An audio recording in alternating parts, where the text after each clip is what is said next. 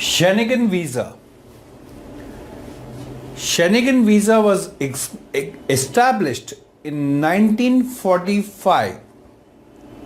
The Schengen Agreement is an agreement between several European member states of the European Union to create a borderless region known as Schengen area.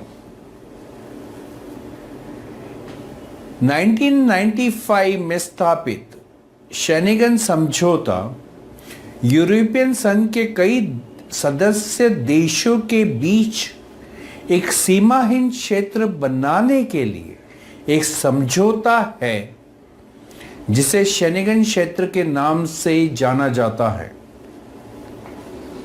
It removes immigration controls for travel within and between 23 European countries.